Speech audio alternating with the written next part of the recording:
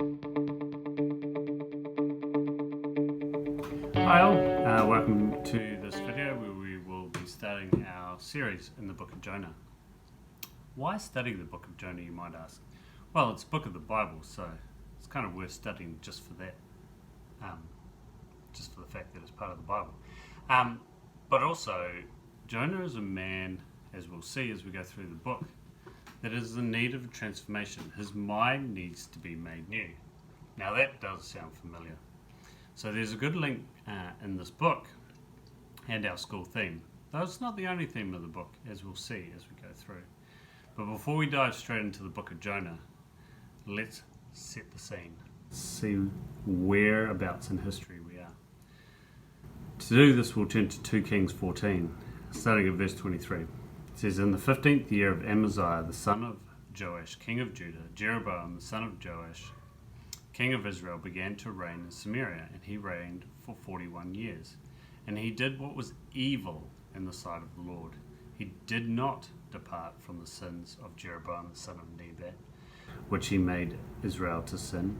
He restored the border of Israel from Lebo Hamath as far as the sea of Abrahah, according to the word of the Lord, the God of Israel, which he spoke by his servant Jonah, the son of Amittai, the prophet, who was from Gath Hepher."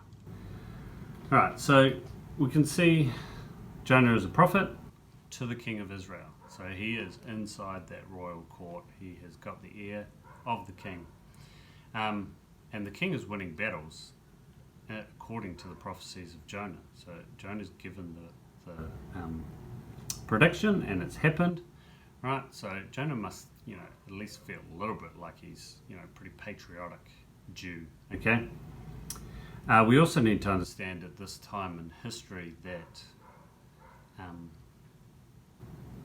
Assyria, whose capital was Nineveh, were the world power, right?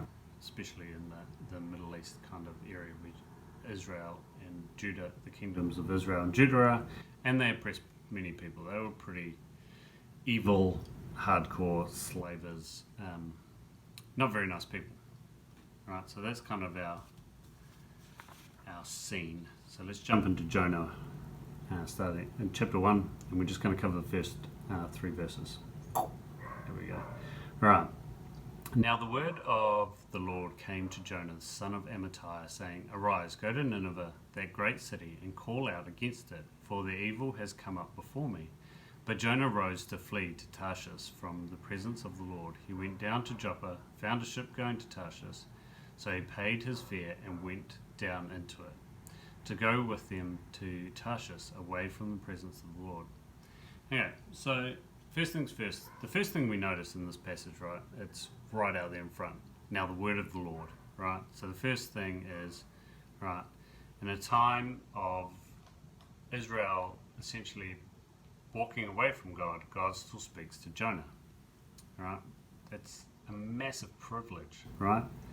The kingdom he's living in is evil, yet God reaches out and talks to him and calls him to be his spokesman. The second thing we see is that the message is not to Israel, not to Judah. If we look at all the other Old Testament prophets, we see that it's always God trying to call his own people back to him. Jonah, in fact, is the only Old Testament prophet who's not sent to the Jews, but sent primarily to the Jews' enemies. Okay? But interestingly enough, the third thing here that we see is that Jonah isn't excited about it, right? Some of the other prophets are reluctant, but they're ready to do what God calls them to do. And they might not feel worthy, but they're ready to serve. Jonah, on the other hand, tries very hard to escape God's presence, which is futile because God is omnipresent, can't go anywhere. But he jumps on a ship and basically heads off in the opposite direction. He's trying to get as far away from Nineveh as possible. Just on a little side note here, it's interesting that Joppa was a port where a lot of the materials for the temple were imported into, and the temple was very much considered the dwelling place of the presence of God in the Old Testament, which I just find is a little interesting kind of link there. So Jonah has this great privilege of hearing the word of the Lord, but he doesn't like what he hears and he runs away. I think it is safe to assume that, at least in part, Jonah rejects the call of the Lord because he doesn't like the people he was supposed to preach to, right? He's a Jewish patriot called to go to the enemies of the Jews, right? The people who could come in, wipe them out and enslave them, which actually in later history proves to be correct. So I think for us, there's something that we can really learn from here, right? At the heart of this passage, we see that Jonah's attitude towards people that are not like him, not Jewish, needs to be transformed. He needs to understand that all men are created in God's image and therefore have worth.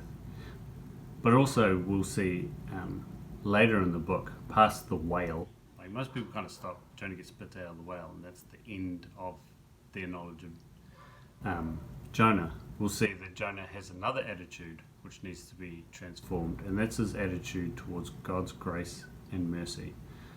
So we're going to explore those two themes as we explore the book of Jonah. Hope this was helpful, and I'll see you guys next